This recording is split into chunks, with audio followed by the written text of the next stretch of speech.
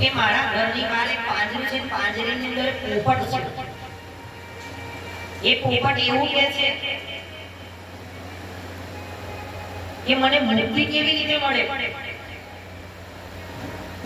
મને ખાલી મુક્તિ જોઈએ, મુક્તિ કેવી રીતે મળે, પોપટ એવું કહે છે.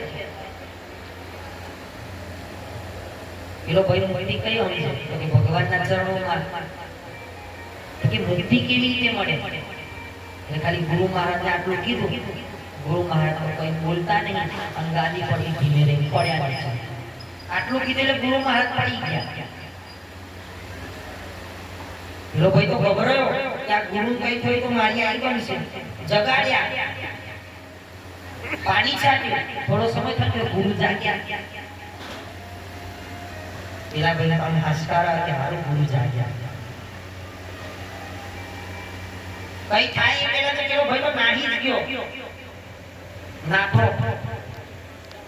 અને ઘેર જે પાંજરાની અંદર પોપટને કીધું કે એવો તે કેવો પ્રશ્ન કર્યો.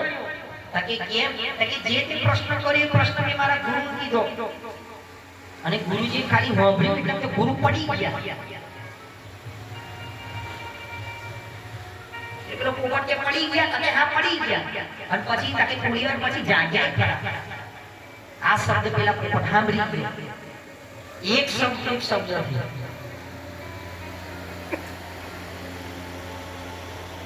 એટલે પોપટે શું કર્યું.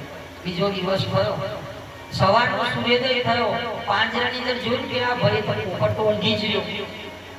આ એક શબ્દ પશુ પ્રાણીઓ સમજી જાય ને આપણા જેવા રખડી જાય. એટલે પોપટ તો ઊંઘી જ રહ્યો. પેલો ભાઈ તો હલાવે, પોપટ ઊંઘતો જ નહીં. ને ખાવાની દાનાની પાણી આવ્યું. પેલો પોપટ તો જાગે નહીં. થોડો સમય થયો પાંજરું ખોલ્યું.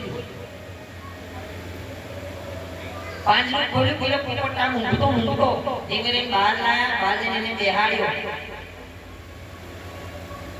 થોડું પાણી છાડી તો પોપટ ના જાય.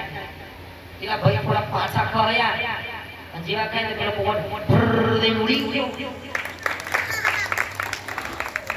ઉડી ગયો પોપટ. પશુ પ્રાણીઓ તરી જાય અને આપણા જેવા ઊંઘમાં રહી જાય. ભાઈ મહારાજ શું કરે, એક શાન, એક શબ્દની શાન, એક શબ્દ ખાલી પોપટ સમજી ગયો કે પેલા ગુરુએ મને હું શીખવાડ્યું. પેલો ભાઈ તો ના સમજ્યો.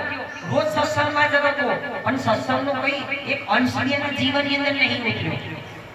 કથા સુની સુની ફૂટિયા તો એના આયુ બ્રહ્મ જ્ઞાન. ઓખા ભગત કહે તો અમારા જીએ મનોએ. પેલો ભાઈ તો રોજ કથા કરે તો પણ એ ડૂબી ગયો. અને પેલો પોપટ કથાની અંદર નતો જતો પણ ખાલી એક શબ્દ કથાનો સાંભળી ગયો ગુરુ મહારાજ. પેલા પોપટને શાંત થઈ કે જો મારે પિંજરાની બહાર નીકળવું હોય ને તો આ નાટક મારે કરવું પડશે ગુરુની જેમ. ગુરુની જેમ પેલો પોપટ ઊંઘી ગયો. અને ઊંઘ્યો જો પાંજરામાંથી મુક્ત થઈને ઉડી ગયો. પશુ પ્રાણીઓ તરી જાય ને આપણા જેવા રહી જાય.